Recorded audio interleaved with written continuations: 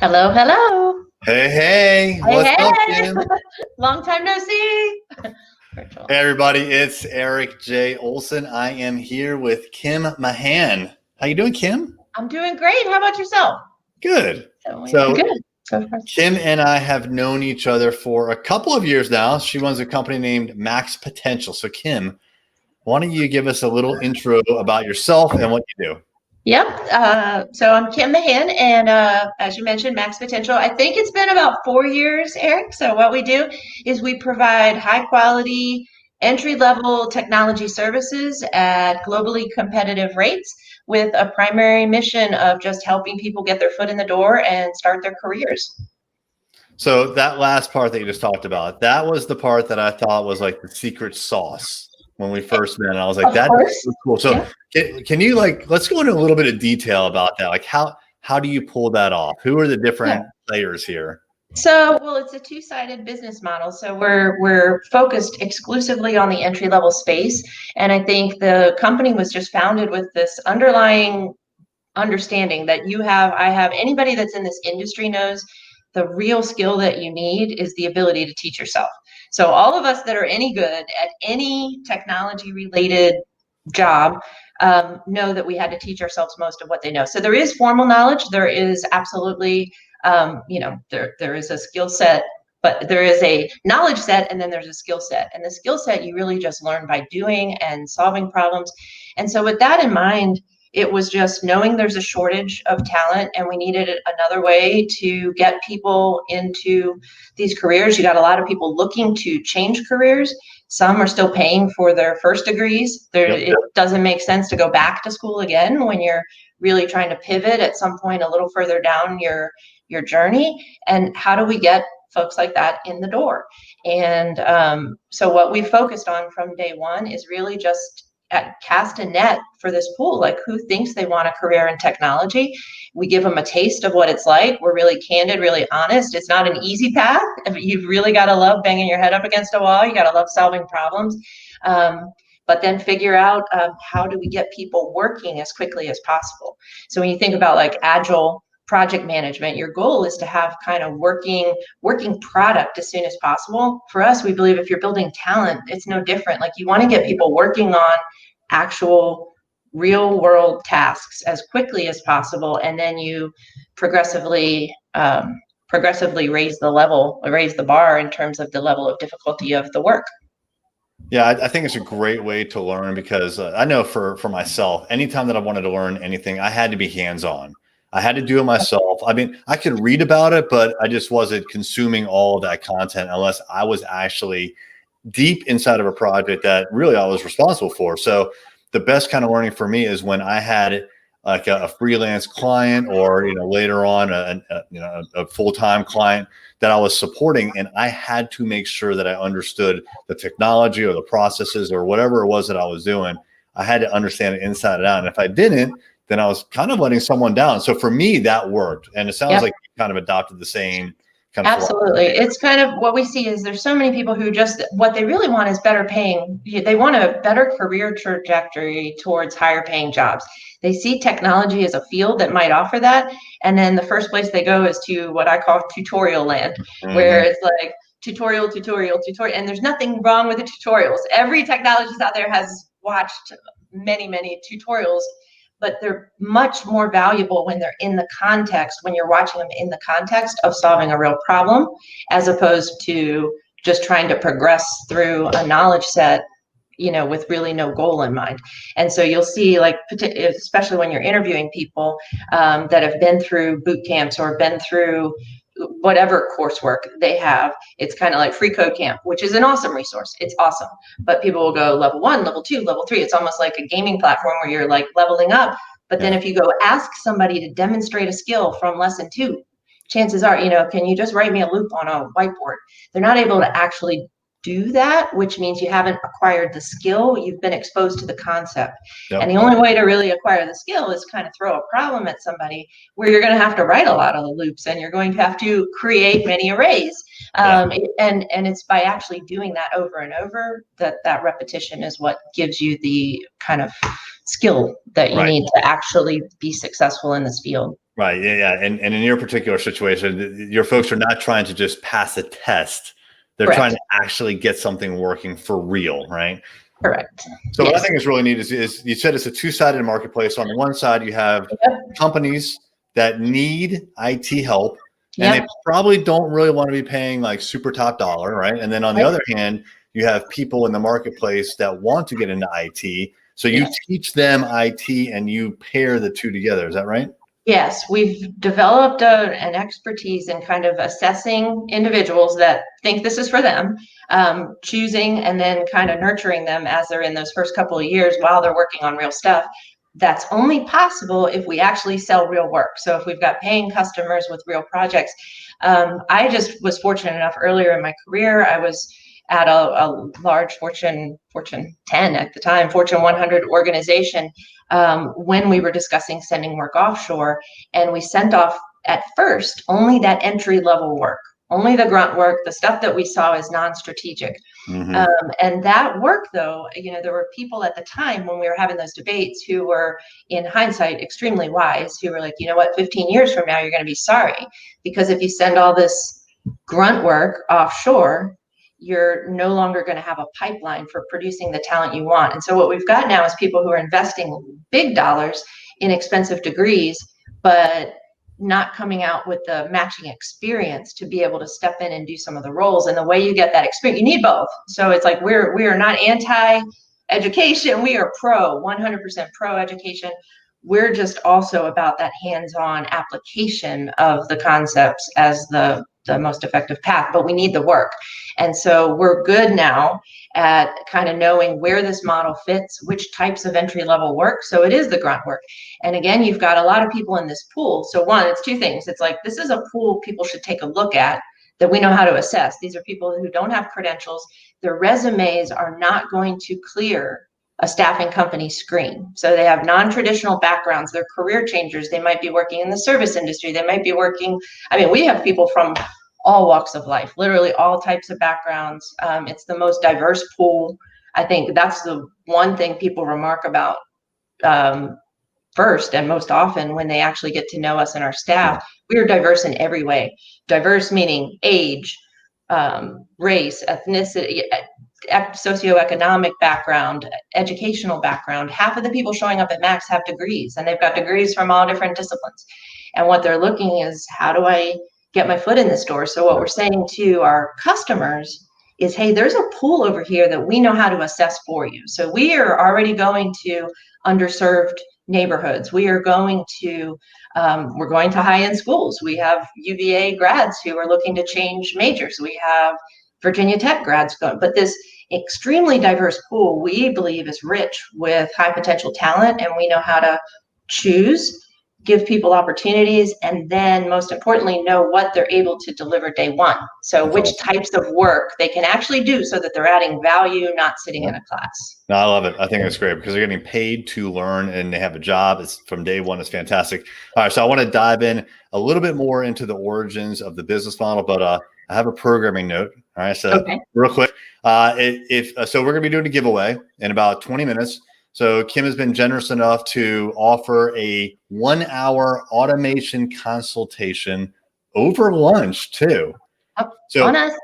If you are interested in attending a 1-hour automation consultation over a free lunch, is where she's going to talk about things like Zapier versus RPA, which I'm personally not even that familiar with. Integromat, do you guys use that? Is that something you've used? I will not speak on behalf of my team or my staff who are way smarter than me. I personally am not familiar with it, but we use Zapier a lot, and then we just started looking into Integromat, which looks really interesting as well. So there's my guess a lot is Trish has looked at it. So yeah, we're heavy Zapier as well, but no Zapier. Our company runs on Zapier. It's crazy. So yeah, if you are interested in getting this automation consultation. To enter to win, text the word array to the number on the screen, 757-333-3021. And then also, if you have a comment or a question for Kim, really about anything about starting, growing a business, or about her particular business, comment in Facebook, and we will ask the question live before we wrap this up in about 20 minutes. And we have a comment from someone you may know, Mr. Kevin Daisy. hello. Good to see And you, he says, Kevin. hi, Kim. Good to Yeah. see you. Hope all is well. What a nice guy, that Kevin. You too, Kevin. Yes. And there is such a thing as a free lunch. So now we've proven that. Like there is a free lunch. There you go. There's a free lunch. Cool. All right. So what I wanted to find out is, like I said in the very beginning, I thought that matching people who wanted basically entry-level work and companies that wanted entry-level work done, I thought that was your secret sauce. And I thought and still think it's very innovative the way that you put it together. Is that something that you created like from scratch, or is that something that you saw being used somewhere else or in a different way? How did that come about? Yeah, I don't want to take, I mean, I think if anything, starting it, I researched apprenticeship in general. I was looking up the shipyards and I was looking up other trades and other crafts just to see the apprenticeship approach, the learning by doing approaches. So, and I do believe there are other companies, there are people who have approached this from a nonprofit perspective, who started first, did last. I mean, I think we're pretty early, and I think the way we've been going out about it is pretty unique. But yeah, no, I think if anything, this is kind of the way people used to get into the field. A lot of consulting firms used to have these robust programs, large companies.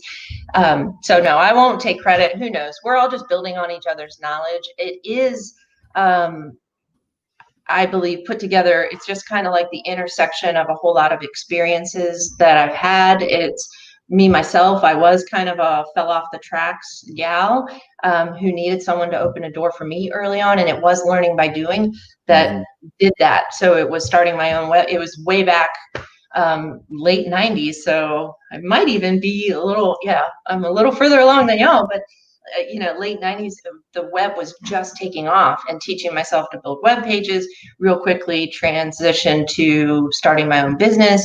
And then when I got that first job at that Fortune 100, they never would have interviewed me if I hadn't circled back and finished my degree, but it was the portfolio of websites that got me the job. And once I got my foot in the door, my entire life trajectory, I mean, I had just changed, and it opened up opportunities for me. And what it really took, though, was that skill. So there was part of me wanting to pay this back.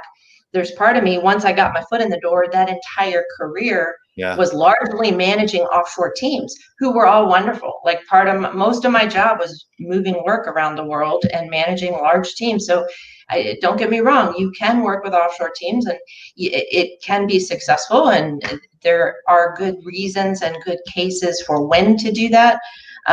However, in talking with a lot of those companies, when I was in the buyer's chair, I would always ask them, well, why are your people better than, I will say his, I wish it wasn't, but it was true usually back then. So why are your people better than his people? You're here to sell me people. You don't want to say that. It sounds terrible, but that is it. This is services business. So it really is about your people, because they both would have the same deck, which says basically anything you want under the sun. And it felt so commoditized to me. It was like, ordering from McDonald's, like give me two Java developers with a little SQL on the side, which I wanted an answer, which is, how do you find people differently? How do you treat people differently? What is it that differentiates your people from your competitors' people? Because if not, this is just a price game. So leave your rate card and, I'll call you when I call you. And so I think from the very beginning, we have been very meticulously engineering this in a way such that we do treat our people differently. We do find our people differently. We care about our people. We don't refer to our people as resources. They're apprentices and they're humans who have aspirations and goals and dreams. And I do feel like there's differentiation in that. It's a people business from the start, and we have no contracts. No apprentice that starts with us is locked in with us for 2 years or locked into paying us we want to see them be successful. And I think we've been very, very thoughtful at designing this win-win-win, and my whole team is passionate about that. Like, I think that's what keeps us all getting up every day, because it's hard. What we're doing is hard. We're playing in the very low margin end of the market, and it's a very tricky place to actually run a sustainable business, but we're all passionate that it needs to work, and we're equally as passionate about how we do it as we are what we're doing.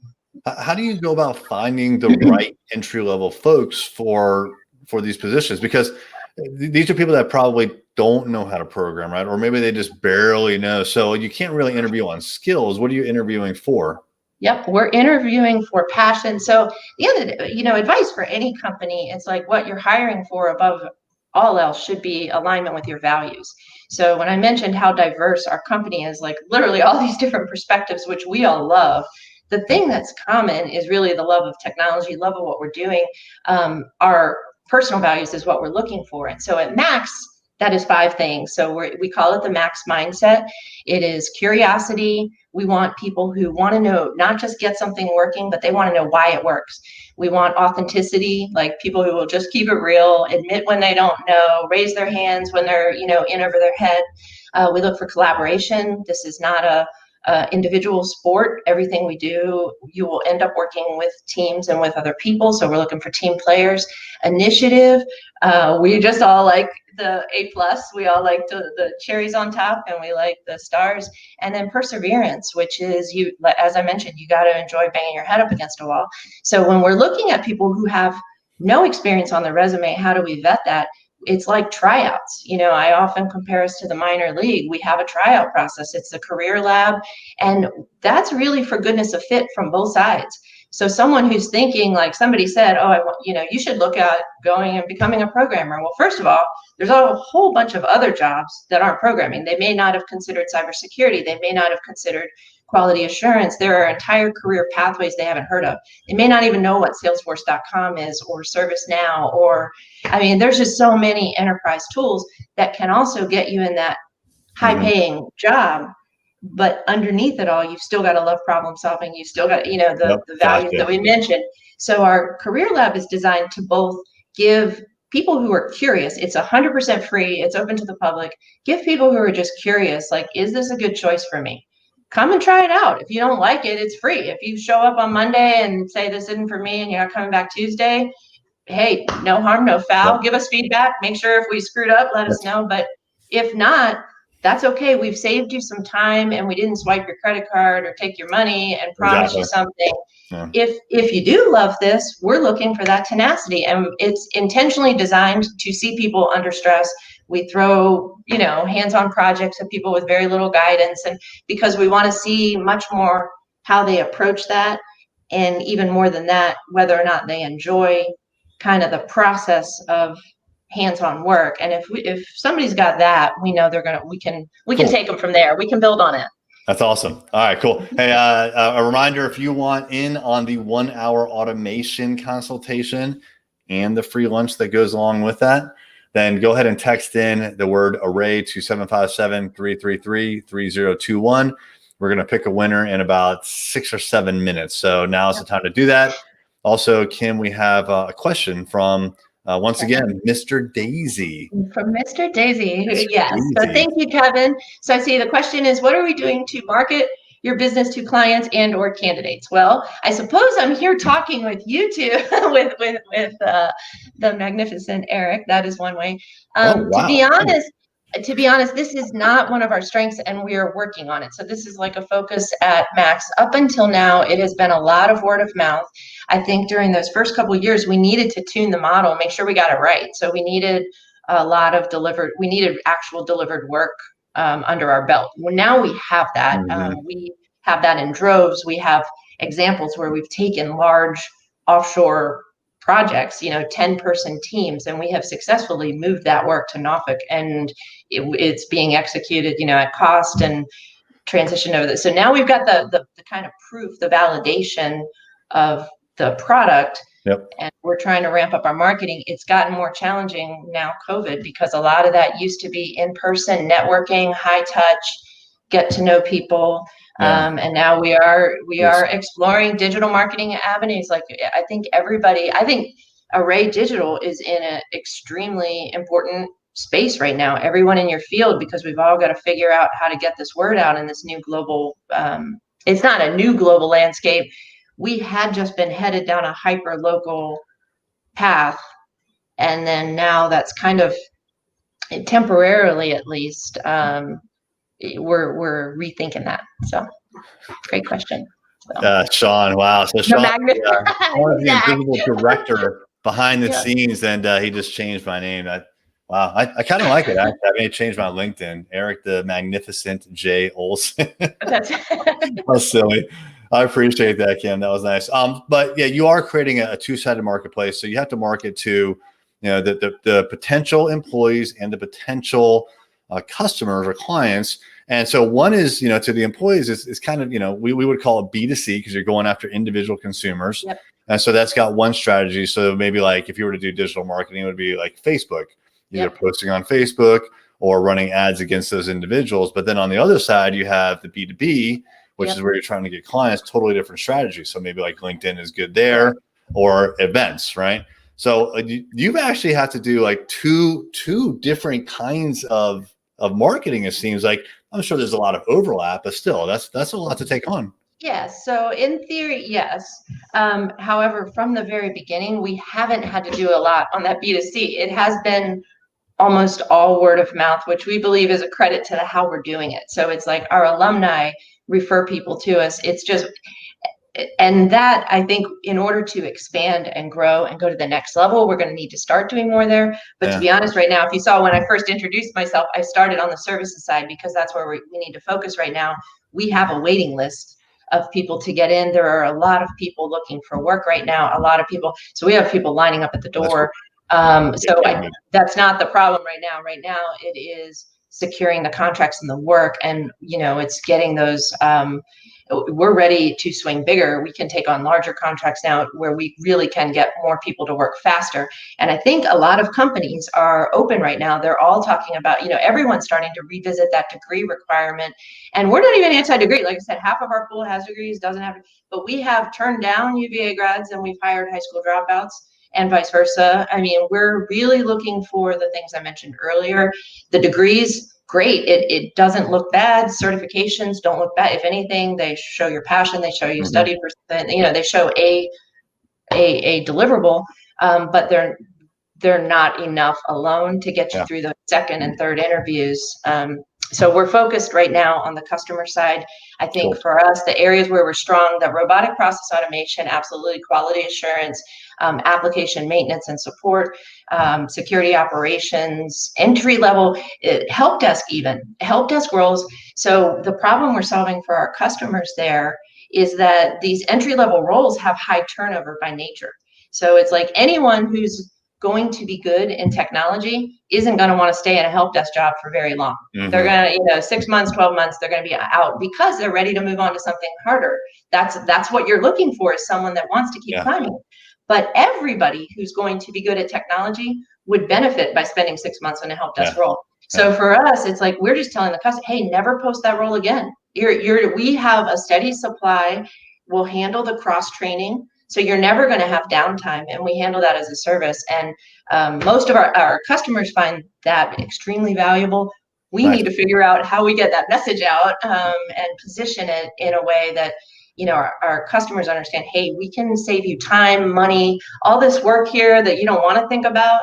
We can take that on. And in the meantime, on the back end, we're going to be producing talent that you can hire at any time. So. That's fantastic. No, that's great. All right. So as a reminder, everybody, if you're interested in learning more about automation, Kim is offering a 1-hour automation consultation over lunch.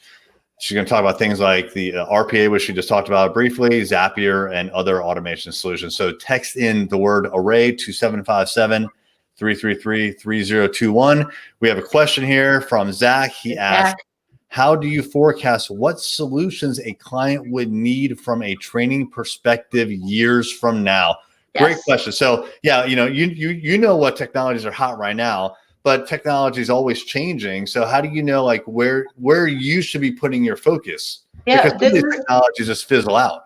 Yes, thank you for that question, Zach, because that is a great question, and you're gonna maybe not like my answer much. So like we actually believe the underlying skills are still going to be the same. The problem solving, the logic, the how you break down a problem, how you troubleshoot. We have clients that are looking to backfill COBOL jobs and pick up ERP support. So I think the strength of the model and the way we're doing it is that we're not constantly changing flavors. We're changing flavors directly in line with what our clients need.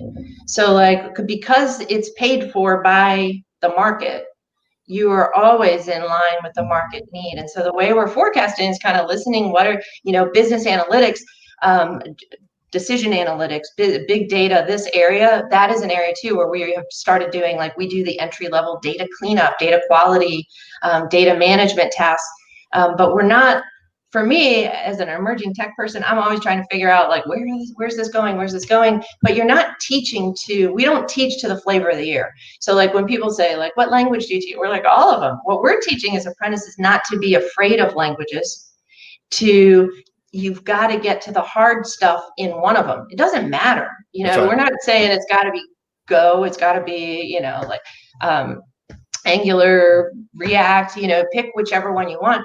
The essence of formulating well thought out code is the same in any language. The things you're trying to do, retrieve data, present it on a screen, those things are common across all the languages. You have to stick with one. So pick the one you're going to be willing to fight with. If it's PHP, if it's JavaScript, if it's Java itself, enterprise Java, you've got to get to the really hard concepts. And then those can translate to other languages. So I think what you'll find, someone who's come through MAXX, they're not going to be afraid. .NET, sure, let me look at what's going on, and they're going to try to parse the logic and then apply what they do know. They're going to know how to go acquire what they don't know very quickly. And that's the skill set that we think makes a great technologist, is that ability to adapt, because the tech's just going to keep changing faster and faster. So if you're not good with that, this may not be the choice for you. No, you're absolutely right. Yeah, exactly. Yeah, the constant is change. But great, yes, the constant is change. So you better know how to learn. So great question, though, Zach. That is Zach Miller from ZachMillerSays.com. Thanks, Zach. Appreciate it. All right, one last question. This one's for me. Yes. So really kind of a question, but I really kind of just want to hear your thoughts on this. So when I met you, you were based in Richmond, and you were just starting to kind of come into the Norfolk, Virginia Beach market. It seems like in the last 4 years since we met, you've definitely you have a much bigger footprint in Norfolk. What I'm wondering is, do you still have your same footprint in Richmond? And like, what made you decide to start servicing both of these markets? That's a big change for you. So yes, we are still growing in Richmond and Norfolk, and we are now, like, we have employees, and we are growing in Durham, North Carolina as well. That's awesome. So yeah, and I think Norfolk first, because one, it just spoke to me. I love the city itself. I think it was close. Wanted to test the model. So if you think about an entrepreneur, you're supposed to test, iterate, learn as much as you can, as quickly as you can, lots of experiments. In Richmond, I had, of course, a lot of strengths coming in, just my enterprise experience, the IT network. I had just a lot of connections and, people who would take a chance on me early because they wanted to see this work. Needed to see that in order to build confidence in the model in another market. And the natural course is to follow a customer. We debated going to Baltimore because we had a large customer in the DC area. The drive back and forth and all, it just would have cost more to try to do that. Norfolk and Richmond are so close. Like, you can literally be in a meeting in one in the morning and another in the afternoon. I loved the culture. It seemed like you've got a strong defense, like retiring military pipeline there, which is very valuable in the security space. So it just looked attractive, and like we could handle that without taking on too much overhead. So we were going to maximize how quickly we could learn. Could this thing work in another market? Once we saw the success there and we saw the traction, now that we were about to head down this hyper, like, I had the next 10 cities picked out. Now, I don't know, we're building on our three, that we're committed to the communities we're in. So Durham, we're doing, community service work there. Norfolk, we're committed to the 757 and contributing as much as we can to that ecosystem, and Richmond. That said, we've now got people showing up for Career Lab from Utah and Vermont. Awesome. And if they're high potential, why wouldn't we hire them? And, I think all of us in tech, we're thinking through this geography issue right now. And I don't think we're going to have an answer until we collectively beat this COVID thing. So yeah, I gotcha. Well, congratulations on breaking into a new market. That's awesome. All right. We are at 12:31. We do have a winner. Texans. So I will announce that in just 1 second. So hang on, everybody. But Kim, can you give us kind of I've talked about it a couple of times, but can you give us a summary of of the automation consultation and why someone should be interested in that. Sure. Automation, if you're not familiar with these tools and techniques, it can save you a lot of time and money. I think the essence of it is looking at processes, repeatable processes. We've always done this. Technologists have always done this. Where can we make things better, faster, cheaper? But where are those repetitive tasks within your business? Your finance department, where are you pulling spreadsheets and then doing things with them and pushing them out to an email or something like that? These things that are done, your weekly reporting, things like that. There are some tools and techniques out there that could save you a lot of time really quickly. So you would hear more, not just from me, but from the much smarter me's on my team. So we have a strong bench. And I think our plan is to buy lunch, have a conversation about automation, share some knowledge, free resources, free tools that you can apply on your own with or without us. So fantastic. All right, cool. So yeah, so we do have a winner, but if you, I'm going to announce it in a sec, but if you were not the winner, reach out to Kim and you can email her. Actually, how should people get in touch with you, Kim, if they're interested in the automation consultation or any of the things you talked about? Just email me directly, kim@maxxpotential.com. We'll get right back to you. Yeah. Okay. And that's Max with 1 or 2? Max with two, not 3, two X's, Max with 2 X's. Yeah, it started Droid Razor Max way back when, 2012, it was a thing. So yeah. All right, great. Here is the last 4 digits of the winner's number, 0939. 0939. I'll be in touch with you. I will provide you with Kim's contact information. But again, it's kim@maxxpotential.com. All right, Kim, is there anything that I failed to ask you that you think that people should know about? No, I just think tell everybody, just roll up your sleeves, start doing stuff. Whatever it is you feel like needs to get done, go start working on it. You can do it. Words of wisdom. All right. Thanks so much, Kim. I appreciate it. All right. Thank you, Eric. Thanks for having me. Yep. Yeah. All right.